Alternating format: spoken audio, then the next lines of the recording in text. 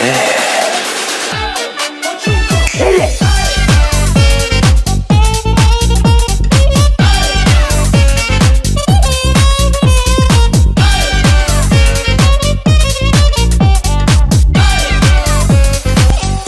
guy's incorrigible. Ça fait maintenant plus de 30 ans que je me pose une question et je suis persuadé que je suis pas le seul. Est-il encore possible de réadapter The Mask au cinéma ?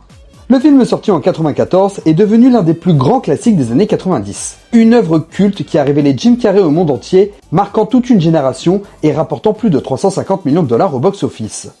Pourtant depuis 30 ans, zéro suite. J'ai dit zéro suite. Son of the Mask. J'ai dit, bon ok, il y a une suite. On dirait qu'Hollywood avait définitivement abandonné l'idée de faire peau neuve pour cette licence. Mais est-ce vraiment parce que The Mask est impossible à adapter sans Jim Carrey ? Ou peut-être que personne n'a réellement compris ce qui faisait l'identité de cette franchise. Mais quand on remonte aux origines, on se rend vite compte que le grand public ne sait pas réellement qui est The Mask. Et c'est peut-être précisément ce qui rend une nouvelle adaptation aujourd'hui compliquée. Donc pour essayer de répondre à cette question, je vous propose de revenir aux origines de la licence. Quand on pense à The Mask, on pense immédiatement à Jim Carrey.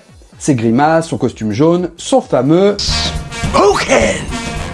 Ces danses complètement absurdes, ses références au cartoon de Tex Avery. Bref, comme je le disais, pour la majorité du public, The Mask égale Jim Carrey. Et c'est peut-être là que commence le problème. Cette image est tellement ancrée dans notre mémoire collective qu'on en oublie totalement une chose essentielle. À l'origine, The Mask n'est certainement pas une comédie. Et pire encore, le personnage que l'on connaît sous le nom de Stanley Ipkiss n'est même pas censé être le héros principal de la licence. D'ailleurs, je vais vous faire une petite confidence, dans les comics, Stanley Ipkiss meurt quasiment au début. Autant dire qu'on est assez loin du gentil employé de banque amoureux de Cameron Diaz. Et c'est précisément là que commence toute l'incompréhension autour de cette licence. Et qui bloque Hollywood depuis plus de 30 ans. Parce que la véritable conception de The Mask, c'est ça. L'histoire commence au début des années 80. Michael Richardson, scénariste et fondateur de Dark Horse Comics, une maison d'édition devenue célèbre quelques années plus tard grâce à des licences comme Hellboy, Sin City ou encore Alien. Et à cette époque, Richardson est obsédé par une idée. En se posant une question tout à fait banale, que ferait une personne classique si elle obtenait soudainement des pouvoirs illimités ? Pas un héros, pas un policier, pas un milliardaire, juste un monsieur tout le monde, quelqu'un de frustré. Un homme invisible qui a l'impression que personne ne le respecte. Et c'est en 1982 que l'idée commence à germer. Puis en 85, Richardson griffonne le dessin d'un étrange masque dans un carnet. Impossible de s'en débarrasser, cette idée le poursuit littéralement jusqu'en 1987. Dark Horse décide de tester le concept dans Dark Horse Present, un magazine servant de laboratoire pour expérimenter des histoires beaucoup plus sombres que celles proposées par Marvel ou DC. Et c'est là que va intervenir John Arcudi. John Arcudi va alimenter cette fameuse idée en une personnalité propre. Pendant que Chris Warner imagine le design définitif de celui qui devient Big Head, nom de The Mask dans les comics, mais cette version est très loin de l'idée du super-héros traditionnel et n'étant en rien un justicier. Parce qu'ici, on n'est pas dans le stéréotype du grand pouvoir qui implique de grandes responsabilités, bien au contraire. The Mask est presque la négation complète de cette idée. Le masque ne révèle pas le meilleur de son porteur, il révèle le pire. Toutefois les frustrations, toutes les pulsions, toute la violence, tous les fantasmes, bref, tout ce qu'on peut cacher dans notre vie quotidienne, dans notre petit jardin secret. Et autant vous dire que cet aspect-là à l'époque est totalement fascinant car il est unique. D'ailleurs le comics commence d'une manière très différente du film. Dans le long métrage, Stanley trouve le masque dans la rivière. Une origine presque ex Deus Machina, alors que dans le comics pas du tout, Stanley achète simplement ce masque dans une boutique. D'ailleurs au départ, c'était juste un cadeau pour sa petite amie. Et c'est quasiment tout ce qu'on sait. On n'a pas de prophétie particulière, on n'a pas d'origine divine, le masque est juste là, point. Et c'est lorsqu'il met le masque que Stanley Ipkiss va devenir Big Head. Mais contrairement au film, il ne se contente pas de faire des blagues ou de séduire Tina. Il massacre, il torture, il exécute. Le tout avec un humour complètement morbide, son besoin de reconnaissance devient totalement incontrôlable. D'ailleurs, une séquence qui illustre très bien la nuance entre ce qu'a proposé le film et les véritables intentions de Stanley Ipkiss quand il est en Big Head, c'est la scène du garagiste. Souvenez-vous, voilà ce qui se passait dans le film. Time for an overhaul.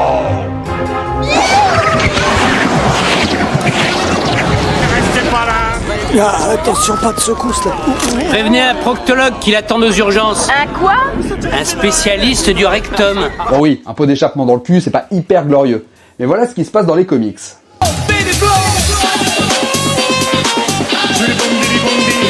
Mais Big Ed continue à avoir une certaine soif de violence jusqu'à s'en prendre carrément à sa petite amie Cathy. Cette dernière décide alors de porter le masque à son tour et finit par tuer Stanley.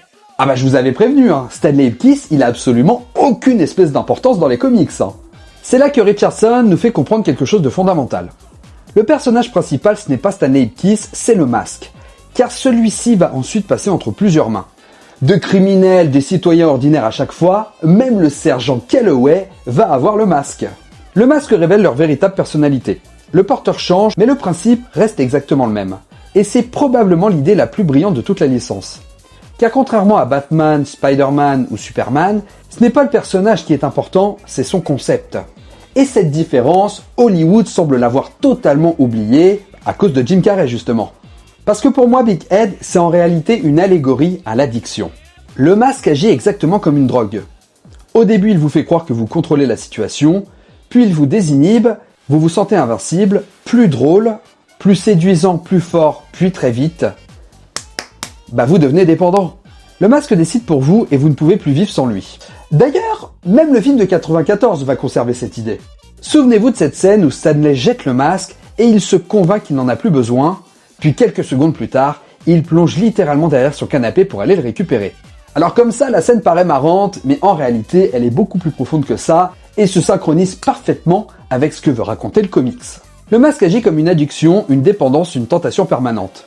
Et c'est probablement cette dimension psychologique qui a rendu l'œuvre originale aussi marquante. Mais le film se voulant être tout public, on ne peut pas se cantonner à cette simple allégorie. Et c'est ainsi que son réalisateur Chuck Russell va complètement bouleverser la licence. Quand Michael Richardson décide d'adapter The Mask au cinéma, son idée est finalement assez logique. Le comics est violent, sanglant, brutal, parfois même dérangeant, donc l'idée la plus logique, c'est d'en faire un film d'horreur. Et même New Line qui achète les droits pour le cinéma pense que c'est la meilleure direction à prendre. Ce qu'il y a, c'est qu'aujourd'hui, on est habitué à voir des œuvres comme Deadpool, The Boys ou encore Invincible qui mélangent humour et ultra-violence. Voire même à la limite du gore. Mais au début des années 90, on n'a pas vraiment de mélange de genre. Au-delà du fantastique, soit on est une comédie, soit on est un drame, soit on est un film d'horreur. Cette formule n'existe pas dans le cinéma du grand public. L'humour noir est souvent réservé aux films d'horreur, le gore reste cantonné aux productions interdites aux plus jeunes, et surtout les adaptations de comics n'ont absolument pas l'image qu'elles possèdent aujourd'hui.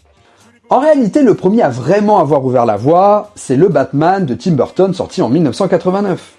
Mais personne n'imagine encore qu'un personnage aussi violent que Big Ed puisse devenir un immense succès populaire. La New Line décide donc de confier le projet au réalisateur qui connaît parfaitement le genre horrifique, Chuck Russell que j'ai évoqué un peu plus tôt, et ce choix n'est évidemment pas dû au hasard. Quelques années auparavant, Russell avait réalisé le 3e volet de Freddy Krueger, Les Griffes du Cauchemar, considéré pour beaucoup comme le meilleur épisode de la saga.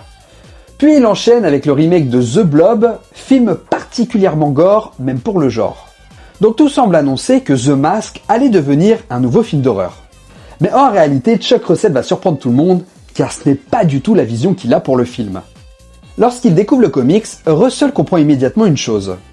Ce qui est fascinant dans The Mask, ce n'est pas uniquement sa violence, c'est surtout sa liberté. Parce que le personnage peut littéralement tout faire. Déformer son corps, changer de taille, créer des objets, briser les lois de la physique, il ne respecte aucune règle. Donc très vite Russell pense à des références qui n'ont absolument rien à voir avec le style horrifique. Lui projette déjà une idée de cartoon. Cette ambiance Tex Avery, Bugs Bunny, Looney Tunes, en gros tous ces personnages capables de sortir un marteau géant de leur poche, sortis de nulle part. Non, je pensais pas à ça. Hein. Des personnages qui sont capables d'exploser avant de revenir à la vie 2 secondes plus tard. C'est là qu'il se dit, peut-être que le masque, au lieu de faire peur, pourrait faire rire. Mais attention, le but n'est évidemment pas de trahir le lore du comics. Et pour donner vie à cette vision, Russell ne pense qu'à un seul acteur, Jim Carrey. Et il faut savoir qu'à cette époque, l'acteur n'était pas aussi populaire qu'aujourd'hui. Jim Carrey commence à attirer l'attention grâce à l'émission In Living Color où ses performances physiques sont déjà complètement délirantes. Chuck Russell le découvre notamment au Comedy Store de Los Angeles et il comprend immédiatement qu'il tient son masque. Parce que Jim Carrey possède quelque chose qu'aucun autre acteur ne maîtrise à ce niveau-là, sa capacité à modeler son visage. Alors c'est vrai que très souvent aujourd'hui, on considère que The Mask ne pourrait pas être interprété par un autre acteur que Jim Carrey. Et ça finalement c'est assez logique, parce que Jim Carrey n'a pas fait que interpréter ce rôle, il a complètement créé le personnage. On parle souvent des effets spéciaux révolutionnaires du film. Mais ce qu'on oublie, c'est qu'une énorme partie des expressions de The Mask ne sont même pas des effets spéciaux. Ce sont simplement les grimaces de Jim Carrey. Ses yeux, sa bouche, la manière dont il déforme son visage, même les animateurs d'ILM ont raconté que cette incroyable expressivité leur a permis d'économiser énormément de travail numérique. Et ça va pas s'arrêter là. Vous avez sûrement remarqué que The Mask porte en permanence son immense dentier. Initialement, Jim Carrey devait porter ce dentier uniquement dans les scènes où il ne parlait pas. Et pour les dialogues, il devait l'enlever. Mais très vite, il se rend compte que cela risque de créer des faux raccords. Il décide donc d'apprendre à parler avec, chose qui paraissait totalement impossible quand il a commencé à s'exercer. Mais finalement, Jim Carrey va réussir cette prouesse et va gagner immédiatement en cohérence. Ce simple détail participe énormément à son identité. Et même si c'est déjà fascinant de se dire que Jim Carrey a cette capacité-là, il faut tout de même reconnaître que ce qui est le plus spectaculaire et le plus impressionnant, c'est sa capacité d'improvisation. L'une des scènes les plus célèbres du film, celle de la cigarette, le moment où The Mask aspire toute la cigarette d'un seul coup, puis relâche un petit cœur transparent par une flèche. Cette scène n'était pas du tout pensée comme ça à la base. La cigarette était simplement censée se consumer instantanément grâce à un effet spécial. Mais le mécanisme ne fonctionne pas correctement pendant le tournage et beaucoup d'acteurs auraient demandé une nouvelle prise. Mais pas Jim Carrey. Lui, il s'adapte et il improvise en faisant une proposition. Il souffle, fait apparaître un cœur, puis une flèche et tout le monde éclate de rire. La scène est conservée et ce genre d'anecdote résume parfaitement ce qui a été le tournage. Et c'est en ça que je vous dis que Jim Carrey ne faisait pas qu'interpréter The Mask, il était en train de conceptualiser le concept du personnage au cinéma. Il transformait chaque imprévu en idée de mise en scène. C'est aussi ce qui explique pourquoi 30 ans plus tard, on a parfois l'impression que The Mask est un véritable dessin animé vivant. D'ailleurs, c'est pas un hasard quand on sait que Jim Carrey lui-même était un grand fan de Tex Avery. Cette passion rejoignait parfaitement la vision de Chuck Russell, mais ce qui est encore plus fascinant, c'est que cette approche était déjà présente dans l'esprit de Michael Richardson. Car lorsqu'il décrivait son personnage, il utilisait une formule assez incroyable. Il disait vouloir créer un mélange entre Tex Avery et Terminator. C'est à peu près ces mots. Et quand on y réfléchit, c'est exactement ce que devient The Mask. Une créature totalement incontrôlable, capable de faire rire tout en restant profondément dangereuse. Le film va cependant pousser cette idée encore plus loin que le comics, car contrairement à la BD, il va tenter de répondre à une question essentielle, d'où vient exactement le masque ? Et c'est cette réponse qui va considérablement transformer la licence. Là où The Mask est un cas absolument unique dans l'histoire des adaptations de comics, c'est qu'il ne cherche jamais à reproduire fidèlement son œuvre d'origine. Et faut saluer que cette décision de Chuck Russell était sans nul doute la meilleure au vu du résultat. Parce que si le comics fonctionne parfaitement dans son registre, le cinéma demande autre chose. Le réalisateur ne se contente donc pas d'adoucir la violence, il construit une véritable mythologie. L'un des meilleurs exemples est sans doute l'origine du masque. Dans les comics, on sait quasiment rien. Stanley achète simplement cet étrange masque dans une boutique et l'histoire commence. Alors qu'au cinéma, le film laisse entendre que le masque serait lié à Loki, le dieu nordique de la malice, du chaos et de la tromperie. Une idée qui ne sort pas de nulle part, et il faut bien préciser qu'à cette époque, le Loki de Marvel n'était absolument pas populaire et absolument pas connu. D'ailleurs, peu de gens le savent, mais une scène d'ouverture avait été tournée pour développer cette origine. Elle montrait des Vikings, une tempête et expliquait comment le masque avait été abandonné sur Terre avant d'être englouti au fond d'une rivière. Cette introduction va être supprimée pour le montage final, et avec le recul, je trouve que c'était probablement la bonne décision. Parce qu'en laissant planer le mystère, le masque devient presque une légende urbaine. Une relique maudite, on sait simplement qu'elle existe, qu'elle traverse les siècles et qu'elle attend son prochain porteur. Et donc ce mystère participe forcément à l'engouement qu'on peut avoir autour du masque. Le film ne cherche jamais à répondre à toutes les questions, il préfère laisser le spectateur imaginer. Donc le film de 94 et l'adaptation de Jim Carrey tirent sa force du fait qu'ils essaient quand même de s'éloigner de ce qu'a proposé le comics. Dans le comic, Big Head est essentiellement une satire de la violence humaine. Dans le film, cette violence devient une satire du ridicule. Stanley Ipkiss rend un homme frustré, toujours invisible, toujours humilié, mais lorsqu'il porte le masque, il ne devient pas seulement dangereux, il devient celui qu'il rêvait secrètement d'être. Charismatique, séduisant, drôle, invincible.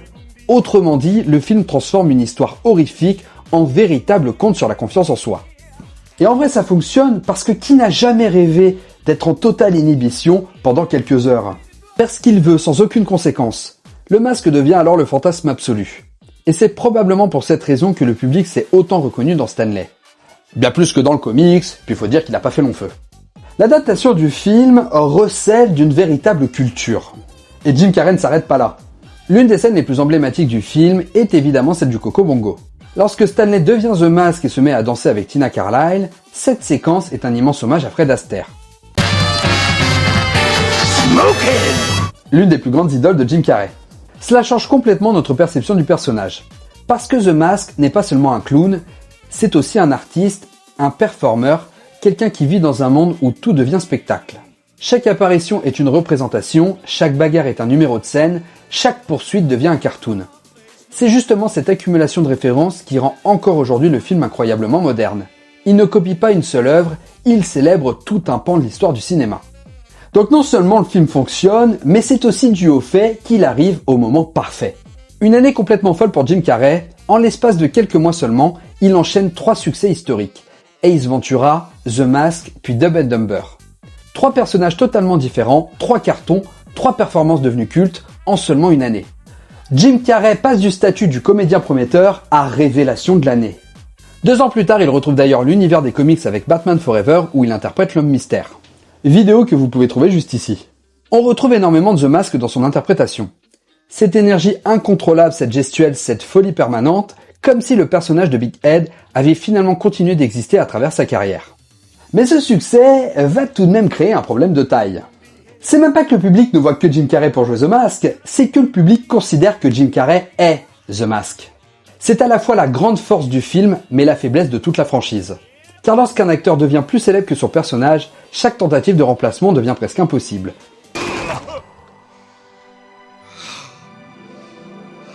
Et Hollywood va très vite s'en rendre compte. À la sortie de The Mask, personne ne s'attend à un tel raz-de-marée.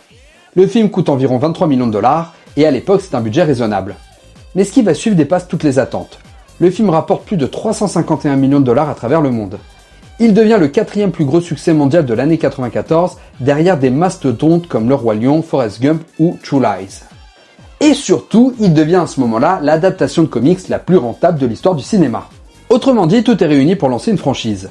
Des produits dérivés, une série animée, des jeux vidéo, une immense popularité, une identité visuelle immédiatement reconnaissable sur le papier. Une suite semble donc inévitable, et pourtant, c'est à ce moment-là que tout va se compliquer pour la franchise. Lorsqu'un film fonctionne aussi bien à Hollywood, le réflexe, c'est de faire une suite le plus vite possible. La New Line Cinema approche donc Jim Carrey et lui propose une somme absolument colossale pour l'époque. 10 millions de dollars. Une offre qui aurait fait rêver la plupart des acteurs, et donc Jim Carrey va refuser, estimant simplement que The Mask n'a pas besoin de suite. Et avec le recul, on pourrait se dire effectivement que cette décision était plutôt lucide de la part de Jim Carrey. Le parcours de Stanley Ipkiss étant terminé, il rencontre Tina, il retrouve confiance en lui, il comprend que le masque n'était finalement qu'un révélateur de ce qu'il possédait déjà au fond de lui, son histoire est bouclée. Donc une suite aurait nécessité de faire perdre tout ce que Stanley Ipkiss avait appris, ou d'inventer artificiellement un nouveau conflit. Et très honnêtement, je ne vois pas ce qu'une suite directe aurait pu raconter de plus. Pour moi, le film de 94, c'est une œuvre complète. C'est probablement ce qui explique pourquoi Jim Carrey a préféré partir. Mais malheureusement, Hollywood ne l'entend pas de cette oreille-là et va pousser le bouchon. 11 ans plus tard, en 2005, vous me faites remonter des souvenirs douloureux là, est sorti Le Fils du Masque. Bon allez, je prends sur moi, on va en parler.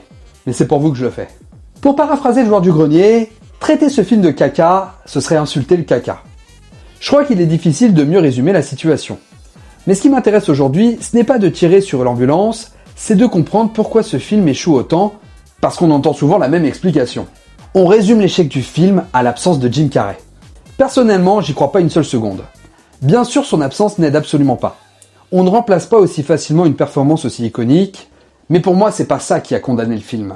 Le véritable problème, c'est que le Fils du Masque n'a absolument rien compris à ce qu'est The Mask. En réalité, le film part d'un postulat qui est complètement faux. Il considère que The Mask est un personnage loufoque, qu'il suffit de faire des grimaces, des gags, des effets spéciaux, des dessins animés, et voilà, on va retrouver la magie du premier film. Sauf que non, dans le premier film, qui est drôle? Est-ce le Masque ou est-ce Stanley Ipkiss? La réponse semble évidente, ce serait plutôt Stanley. Le Masque ne fait qu'amplifier sa personnalité. Il enlève ses inhibitions, il pousse ses envies jusqu'à l'extrême, mais il ne crée pas un nouveau personnage. Et le film de 94 le prouve avec le personnage de Dorian Tyrell. Lorsque le grand méchant récupère le masque à la fin du film, est-ce qu'il se met à danser ou à faire des trucs loufoques? Non. Il devient encore plus cruel, encore plus violent, encore plus dangereux. Parce que le masque révèle simplement ce qu'il est déjà. Et c'est exactement ça que racontait le comics à l'origine. Chaque porteur possède sa propre personnalité, son propre style, sa propre folie. Le masque est un amplificateur, pas un personnage. C'est précisément ce que le fils du masque oublie complètement. Parce que le film transforme le masque en simple créateur de gags. Comme si sa seule fonction consistait à faire rire. Résultat, tout l'aspect mélodramatique disparaît. Il ne reste qu'une succession d'effets numériques qui déjà en 2005 paraissaient datés. Et c'est là que la licence s'effondre. Parce que le public ne reconnaît plus le masque, il reconnaît seulement une mauvaise imitation. Et cet échec a envoyé un mauvais message à Hollywood qui aujourd'hui pense que la licence est condamnée sans Jim Carrey. Depuis cet échec, plus rien. Plus aucune adaptation. Alors même Jim Carrey a déjà évoqué l'idée d'une suite, mais on n'a rien de concret. Hollywood est tombé dans un piège extrêmement classique. Les producteurs pensent que le public veut revoir Jim Carrey, alors ils se disent « sans Jim Carrey, ça ne marchera jamais ». Alors bien sûr, vous avez compris que moi j'estime que c'est une erreur de jugement. En fait, ce serait vrai si on estimait que The Mask ne peut exister qu'avec le personnage de Stanley Ipkiss. Mais comme je l'ai expliqué plus tôt, pas du tout. La licence nous explique depuis le début que Stanley Ipkiss n'est qu'un porteur parmi d'autres. Le héros, ce n'a jamais été lui. Le héros, c'est le masque. Et cette simple idée change absolument tout. Donc revenons un petit peu à la question du début de la vidéo. Est-ce qu'il est possible de réadapter The Mask au cinéma? En se basant sur le lore du comics. Et donc vous l'avez compris, ma réponse est simple, oui. Mais certainement pas de la manière dont Hollywood semble vouloir le faire depuis 30 ans. Parce que si l'on réfléchit bien, faire une suite au film de 94 n'a tout simplement aucun sens. Encore une fois, qu'est-ce qu'on va aller raconter? Stanley Ipkiss a raconté son histoire, il a son happy end, point. Alors oui, vous pourriez me dire qu'on pourrait le faire divorcer, on pourrait le rendre alcoolique, qu'il serait face à de nouvelles névroses à régler, mais encore une fois, ça sonnerait un peu réchauffé. Le film de 94 est devenu culte précisément parce qu'il raconte une histoire complète. Il n'a jamais eu besoin d'une suite et c'est probablement ce que Jim Carrey avait compris avant tout le monde lorsqu'il a refusé les 10 millions de dollars proposés par New Line Cinema. Donc oui, la question qui se pose, à quoi pourrait ressembler une nouvelle adaptation de The Mask? Et la réponse, elle est là-dedans, dans les comics. Ça fait 30 ans que la réponse est présente dans les comics. Il nous explique que Stanley Ipkiss n'est qu'un porteur. Avant lui, il y en avait probablement d'autres. Et après lui, il y en aura encore. Le masque traverse les générations, il change simplement de propriétaire. C'est précisément ce qui rend cette licence quasiment infinie. Imaginez un instant, le masque passe de main en main. Un policier, un influenceur, un homme politique, un militaire, un adolescent, un milliardaire. Allez, un tueur à gages. Imaginez chacun d'entre eux porter le masque. Aucun ne deviendrait le même personnage. Parce que chacun possède déjà ses propres frustrations, ses propres failles, ses propres envies, et c'est ça l'essence de The Mask. Le masque ne crée pas un personnage, il révèle celui qui existe déjà. C'est une idée extrêmement moderne, peut-être même plus moderne aujourd'hui que l'était la version 94, parce qu'aujourd'hui, on a eu Deadpool, on a eu The Boys, et on a eu tout un tas d'œuvres qui mélangent ce côté mélodramatique, horrifique, comique. C'est peut-être le plus grand paradoxe de toute cette histoire. Lorsque le comic sort à la fin des années 80, le cinéma n'est pas encore prêt. Son humour est trop noir, sa violence est trop excessive, son ton est trop particulier. Donc Chuck Russell a eu raison d'adapter le comics en une comédie. Le public de 94 avait besoin de Jim Carrey. Mais aujourd'hui, le paysage et les attentes ont complètement changé. The Mask faisait déjà dans les comics que nous a proposé Deadpool, Logan, The Boys ou Invincible. Et là je vous cite que des succès. Pendant toutes ces années, on a eu l'impression que c'était le masque qui était devenu dépassé. Alors qu'en réalité, c'est le cinéma qui est finalement venu le rejoindre. Donc après cette démonstration, on voit bien que l'absence de Jim Carrey n'est certainement pas le frein à une bonne réadaptation du masque. Et bien sûr, c'est pas non plus l'échec du fils du masque, qui pour moi n'existe pas. Mais tout le monde regarde cette licence dans la mauvaise direction. On continue de vouloir retrouver Stanley Ipkiss, on continue de vouloir retrouver les grimaces de Jim Carrey, on continue de vouloir refaire le film de 94, alors que ça y est, ce film il est ancré dans la culture, terminé, on n'en parle plus, on n'y touche plus, on le garde. Pas besoin de le remaker. Une adaptation n'a pas besoin d'être fidèle scène par scène. Elle doit être fidèle à l'esprit de son œuvre, et aujourd'hui, je pense que le plus bel hommage que l'on pourrait rendre au film de 94, ce ne serait surtout pas d'essayer de le copier. mais de faire exactement ce qu'il avait fait de base, c'est-à-dire partir du matériel d'origine pour créer quelque chose de nouveau. Respecter le masque, le comprendre, avoir le courage de raconter une toute nouvelle histoire avec un nouveau porteur, une nouvelle époque, une nouvelle identité et une nouvelle vision. Parce que soyons honnêtes, Jim Carrey reste probablement à jamais le Stanley Ipkiss définitif. Comme Christopher Reeve reste Superman, comme Robert Downey Jr. reste Iron Man. Et là, il n'y a plus rien à prouver à ce niveau-là.